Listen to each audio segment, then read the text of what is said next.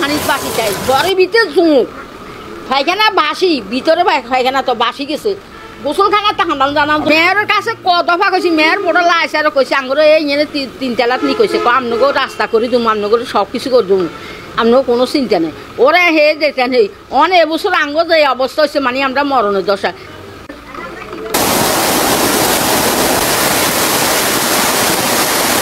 আজকে এক পুরো দিন টানা বৃষ্টির কারণে আমাদের এখানে প্রচুর পানি উঠে গেছে এই পানির কারণে আমাদের মালামালের অনেক ক্ষতি হইতেছে আমরা ব্যবসা বাণিজ্য আমাদের দোকানপাট চালানো কষ্ট করছি আর এই পানিটা উঠার একমাত্র কারণ হচ্ছে ড্রেনেজ ব্যবস্থা ড্রেনেজের কারণে পানিগুলো নামতেছে না এই কারণে যে ড্রেনটা করা হয়েছে এই ড্রেনটা পানি নামতেছে না পানিগুলো যেভাবে হচ্ছে এভাবে আটকে যাচ্ছে সকাল থেকে এ পর্যন্ত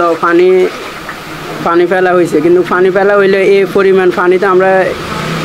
মানে দোকান থেকে নির্গত করা সম্ভব নয় এই কারণে সম্মানিত মেয়র মহোদয়ের দৃষ্টি আকর্ষণ করে টানা একদিনের ভারী বৃষ্টির কারণে নোয়াখালী পৌরসভার বিভিন্ন এলাকা এবং দোকানপাট পানির নিচে তলিয়ে গিয়েছে সঠিক ড্রেনেজ ব্যবস্থা না থাকার কারণে এই জলাশয় সৃষ্টি হয়েছে ভবিষ্যতে এই সঠিক ড্রেনেজ ব্যবস্থা যদি না করা হয় আমাদের এই দুর্ভোগ আবার পোহাতে হবে এ পানি আর মেয়ের কাছে কবার দেয় আমার রাস্তা ঠিক করে না ড্রেনও করে না আমরা পানি বিচ্ছে বাঁচতে আছি ঘরে সাপ জোঁক সব হামদাইতে আছি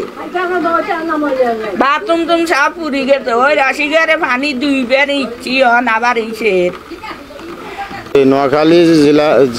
শহরে পানির উপরে মানে বসবাস করতেছি যে খালগুলা দখল করে ঘরবাড়ি করছে ঘরবাড়িগুলো যদি উচ্ছেদ করে খালগুলো যদি পরিষ্কার করে দেওয়া হয় তাইলে আমরা সুন্দরভাবে বসবাস করতে পারবো পানিতে কষ্ট করে নালাগুলা ড্রেনগুলো যদি পরিষ্কার করা হয় তাহলে সুন্দরভাবে আমরা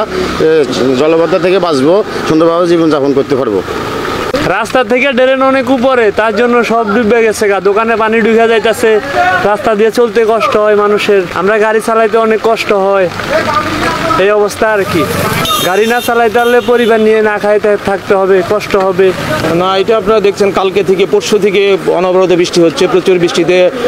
শহরে জলাবদ্ধতা সৃষ্টি হয়েছে আমাদের ড্রেনগুলো অনেক ড্রেনই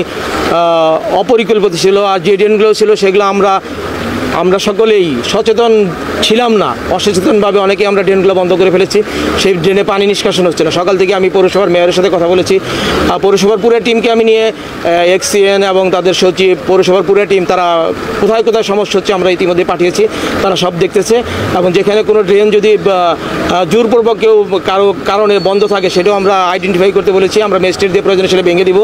আমাদের ম্যাজিস্ট্রেট আমরা দিয়ে পুরো টিমটি আসলে পৌরসভার পুরো টিমটাই কাজ করছে এখন এই জলাবদ্ধতা নিরসনের জন্য আর ছাগলমারা খাল ছিল আপনারা সকলেই জানেন নোয়াখালী খালটা গত বছর খনন করা হয়েছে ছাগলমারা খালটা আমাদের এখনও আসলে পুরোপুরি পানি নেমে যাওয়ার জন্য উপযুক্ত না সেটা কীভাবে আরও সংস্কার করা যায় সেটাকে পানি যেন দ্রুত নামতে পারে এই লক্ষ্যে আমরা পানি উন্নয়ন বোর্ডের সাথে কথা বলে ওটাকে যদি কোনো আমাদের করণীয় কিছু থাকে সেটাও আমরা চিন্তা করছি